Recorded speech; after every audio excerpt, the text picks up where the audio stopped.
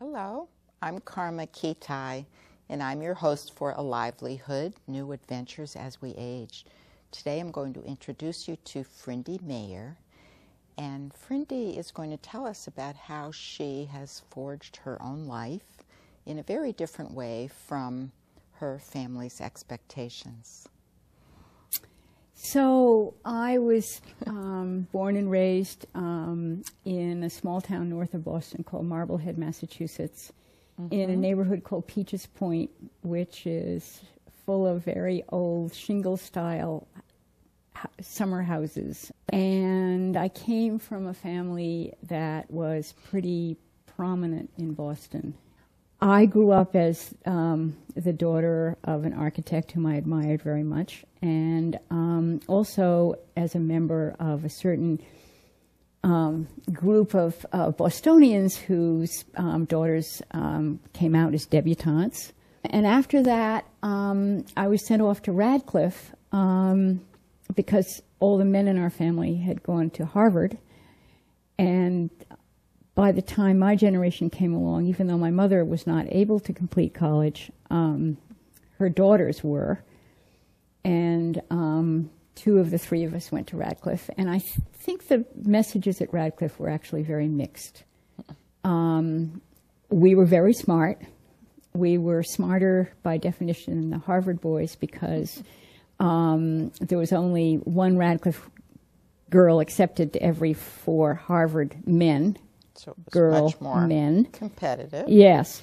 But once you got there, it was pretty unclear what was supposed to, how we were supposed to forge our lives as young women, and this was in the early 1960s.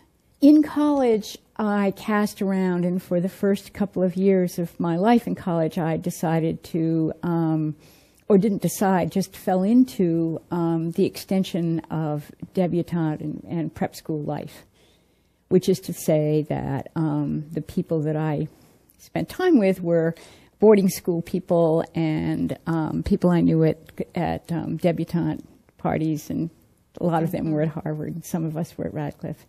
So you grew up in this kind of atmosphere, which right. Rarefied, we can say, atmosphere, yes. Right? Yes. In a beautiful upper middle class, wealthy suburb north of Boston. And I know in the kind of home you grew up in was overlooking the water, right? And right. Spacious. And so you were very privileged. Very. Right? Yeah. Yeah. And had you had any contact at all with people who were not in that atmosphere? Not really. There was a certain sense that maybe I might run into people who were maybe going to Marblehead High School, and that was not, it was okay. I mean, people from Marblehead High were just fine, but they weren't. They weren't quite the kind of people that one was going to spend a lot of time with, and Marblehead even had a pecking order in yacht clubs. It was a funny kind of minority world, because it is a minority, but it's not a minority who, I think to this day, understands themselves as a minority. And I've been puzzling for many, many years about how to articulate the blindness of that world. This is maybe an aside, but I think it's actually really important in relationship to what I've been thinking about in terms of my whole life. We were the poor people on Peaches Point because we lived there year-round. We only had one house. Everybody else in the neighborhood only came for the summer and lived in Chestnut Hill in the winter. So it was very interesting to be smart and poor in boarding school. And then go to Radcliffe and be rich and stupid. So I think those distinctions, those contradictions, probably fed into the notion that life was more complicated than it seemed on the surface.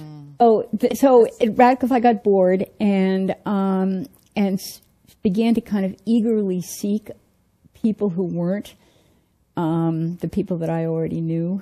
And then things began to emerge both in my life and in the wider society that had various groups of people kind of sitting up and paying attention. But I didn't have to question my social class position at all, because we were just Harvard and Radcliffe and, you know, people, graduate students, undergrads, graduate students, who were kind of learning about the world. But we also, again, thought, well, because we're who we are, we can affect this. Gradually, over that period of time, I graduated in 1964, eventually got a teaching degree, became, during that time also did my stint in a factory. Yeah. So was that a common thing for people that you knew to work in a factory? Yes, because what happened with us was we took, toward the end of, well, a year after I got out of college, got connected with John Maher, and we started being involved with increasingly left-wing factions of the student movement and the anti-war movement and the civil rights movement. So that by the time 1967, 68 rolled around, John and then I joined an outfit called the Progressive Labor Party, which was a revolutionary communist movement dedicated to the overthrow of the capitalist class. And over time, I began to lose my sense of class superiority. So with that package, I approached a professional life